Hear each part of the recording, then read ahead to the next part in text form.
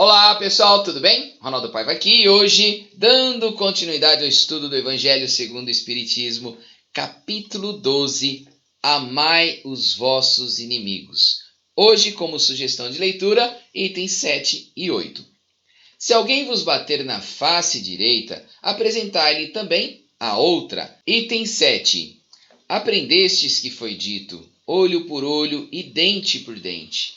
Eu, porém, vos digo que não resistais ao mal que vos queiram fazer, que se alguém vos bater na face direita, lhe apresenteis também a outra, e que se alguém quiser pleitear contra vós para vos tomar a túnica, também lhe entregueis o manto, e que se alguém vos obrigar a caminhar 1000 passos com ele, caminheis mais 2000.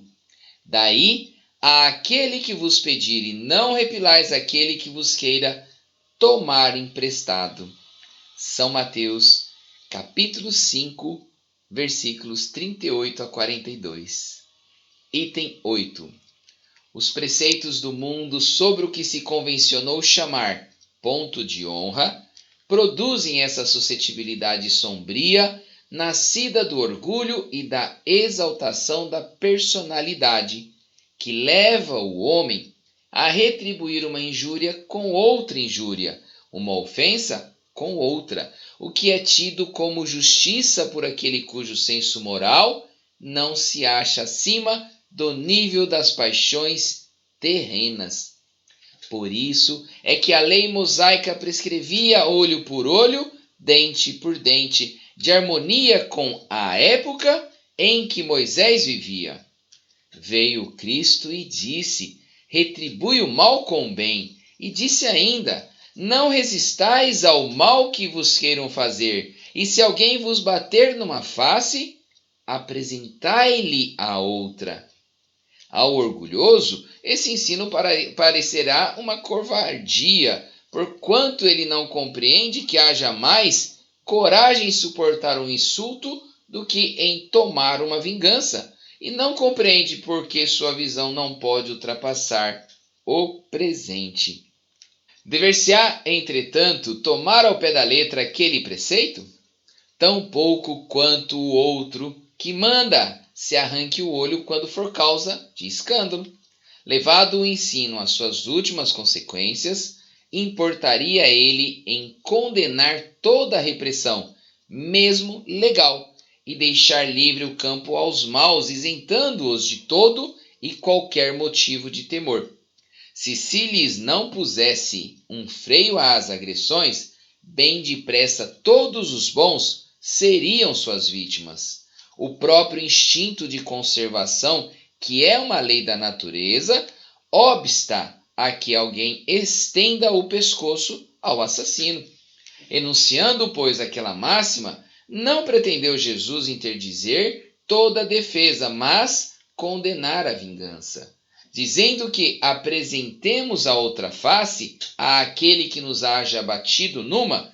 Disse sob outra forma que não se deve pagar o mal com o mal, que o homem deve aceitar com humildade tudo que seja de molde a lhe abater o orgulho, que maior glória lhe advém de ser ofendido do que de ofender, de suportar pacientemente uma injustiça do que de praticar alguma, que mais vale ser enganado do que enganador, arruinado do que arruinar os outros. É, ao mesmo tempo, a condenação do duelo que não passa de uma manifestação de orgulho. Somente a fé na vida futura e na justiça de Deus, que jamais deixa impune o mal, pode dar ao homem forças para suportar com paciência os golpes que lhe sejam desferidos nos interesses e no amor próprio.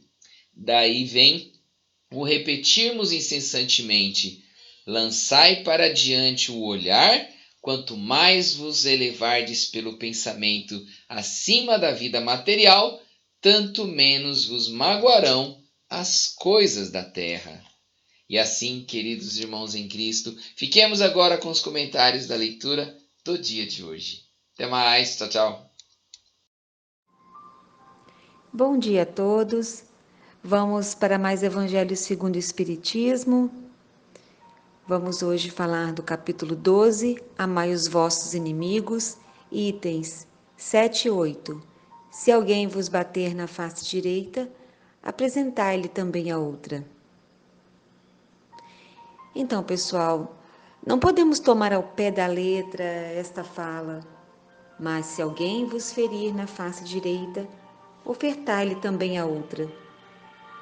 Visto que isso condenaria qualquer repressão, deixando o campo livre para quem ainda utiliza o mal em suas ações. Então, o que seria ofertar a outra face? Oferecer a outra face significa não revidar, não exaltar a ofensa, não dar importância ao mal, porque se recebermos com humildade o ato, ele pode refletir em duas situações distintas, podendo ser uma verdade, e então não é ofensa por ser um aviso benéfico, ou será uma inverdade, sendo um ato sem valor, devendo ser desprezado. A grande maioria de nós ainda possui muita dificuldade em aceitar essa postura moral. Estamos impregnados com a ideia do ponto de honra, fruto do orgulho, do egoísmo e do exagerado personalismo, nosso maior vilão. Por isso que quem busca colocar os valores espirituais acima dos valores materiais, transpõe com sabedoria estas máximas do Cristo. Sabemos ser muito difícil ter essa postura, pelas nossas imperfeições morais, que exige muito mais coragem em suportar o insulto do que revidá-lo. Quem consegue enxergar a imortalidade do espírito na sua trajetória evolutiva, através das reencarnações, tem melhores condições de entender esse processo e esses preceitos de Jesus, porque percebe as consequências do revide, da vingança, que perpetuam o mal nos homens e na terra. Não resistir ao mal significa não investir contra ele no esforço de combatê-lo com a mesma vibração, revidando da mesma maneira ou com mais violência, mas sim vencê-lo de forma pacífica, demonstrando não acolhê-lo, não permitir que esse veneno entre em nosso íntimo. Isso é coragem. Necessita de muita coragem. E Jesus é o maior exemplo da coragem do não revidar. E ele nos apresentou isso em todos os aspectos durante a sua passagem. É só relembrar na época de sua prisão ou na crucificação e em muitos outros atos.